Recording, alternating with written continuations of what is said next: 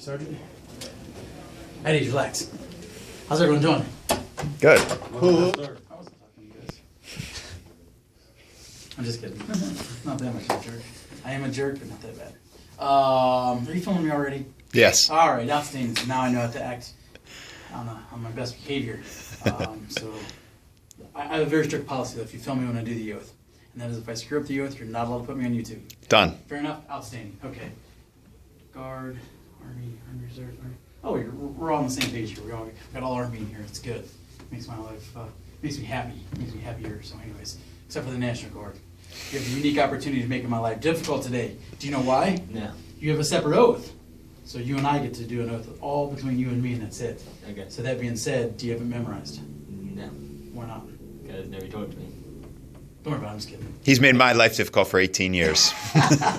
Sound like my son Neiman, so I shipped him off the base training in the National Guard as well. A year ago, he did the same thing you're doing, so I understand what you're going through, sir. Anyways, I'm just kidding. I have the oath memorized. All you have to do is repeat after me. But you're the only one speaking, so you need to be loud and proud when you sound off the oath, because they can mumble amongst each other, and there's 4 of them, so they can hide within the group. Anyways, Sergeant, as always, when I'm done speaking, I'll give you the opportunity to address the applicants and their families that are here. So the applicants understand why I do this. The non-commissioned officer corps, they are the backbone of the military.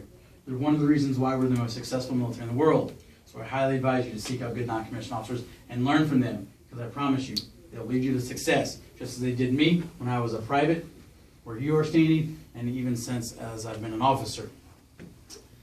To you folks, thank you for taking time out of your busy schedules to be here. I'm sure you wouldn't miss it for the world. No. However, I must say that there's nothing greater than having your family behind you and supporting you as you go through life, especially what we do in the military.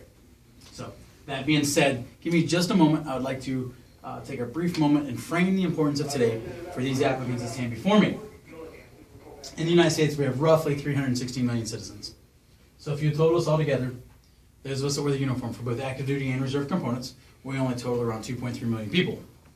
So if you do the math on that, we represent less than 1% of our population. So the fact that you have volunteered to raise your right hand, swear an oath with me to defend our great nation, I believe it says a lot about who they are. It says about their character, it says a lot about their personalities, and I also believe it says a lot about their families as well. So at this point, I'd like to take an opportunity and be one of the first people to say thank you for the service you're about to give your country. I'm truly honored to serve with you in uniform. Also, congratulations is in order.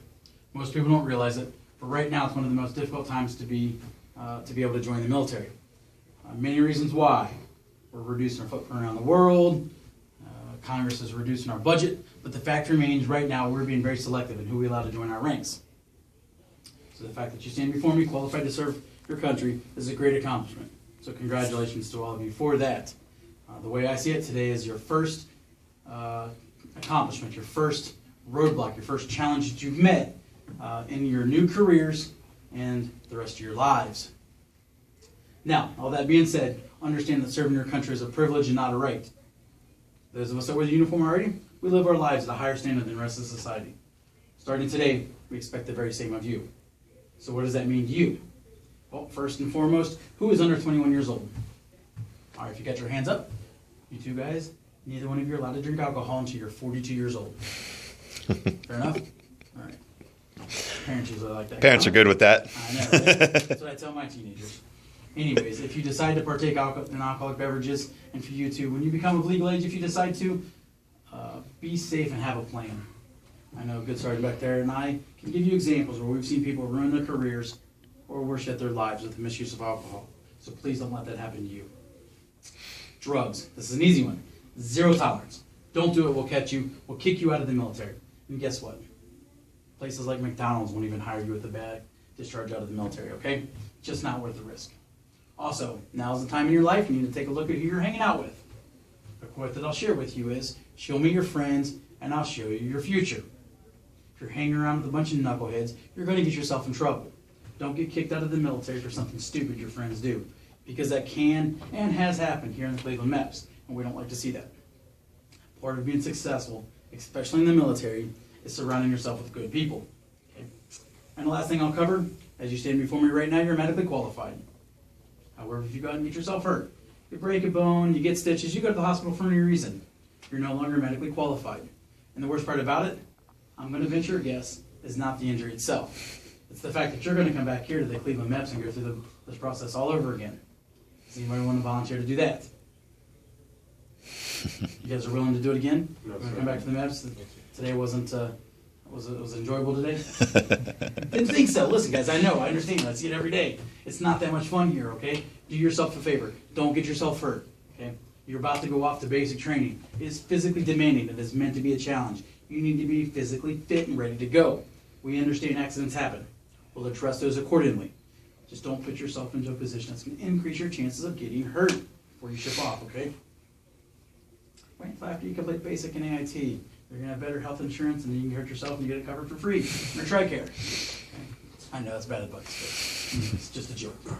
Otherwise, stick with your recruiters. Keep them up to date on anything that changes in your situation. They will help you get ready physically and mentally. Okay? Congratulations to all of you. Truly proud of you. I'm honored to swear you into the military today. Go forth and do great things for the United States Army, the Ohio National Guard, and of course your country.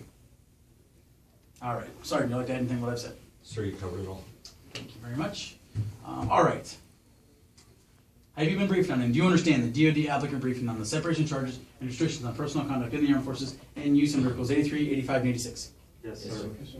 Does anyone have any questions, reservations, or reluctance on listening at this time? Yes, sir. All right, here's what's going to happen. I'm going to call you all to the position of attention. We're going to do your oath first. When we're done with your oath, return to the position of attention and stand by. Remaining applicants, you guys will all speak at the same time. We'll do one oath, and then after that, I'll give you further instructions. Do you have any questions? No, Yes, sir. Outstanding. Sir, are you in a position, or would you like to move into a better position now? I think I'm You do so good. If you'd like, please get cameras ready, and we will start momentarily.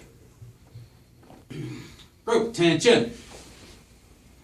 National Guard only. Raise your right hand, repeat after me. Yep, you're not National Guard. I'm sorry. That's okay. I state your full name. I, Colton Moore, Do solemnly swear do solemnly swear that I'll support and defend that I will support and defend the Constitution of the United States the Constitution of the United States and of the state of Ohio and of the state of Ohio against all enemies, against all enemies, foreign and domestic, foreign and domestic, that I'll bear true faith that I will bear true faith and allegiance to the same, and allegiance to the same, and that I'll obey the orders and that I will obey the orders of the President of the United States of the President of the United States and of the Governor of the state of Ohio, and of the Governor of the state of Ohio, and the orders of the officers and the orders of the officers appointed over me appointed over me according to law and regulations. according to law and regulations. So help me God. So help me God. Trained out. Thanks. Folks, want to join me in a round of applause. Congratulations to the newest member of the United States military. Welcome to High National Guard. Thank you. Welcome, and I invite you to get with your families, take some pictures in this room. If you guys want to grab your phones and take some pictures in this room, we'll certainly help take some pictures, especially you three, because when you guys come back, you don't have to swear in again. And so we'd happily help capture this moment so you can show your kids and grandkids sometime down in the future, the day that you enlist in the military. When you're done with photos, make your way to the room behind you. We're going to sign your contracts. You'll take those to your service liaisons, and then you're free to go. So I know it's been a long day. Guys ready to get out of here? Got up at like 8 o'clock this morning? 4. I know, you guys got up early. I hear it every day. Anyways, welcome to the military. We get up early. All right. Group, attention. Fall out. All right, so we're doing it.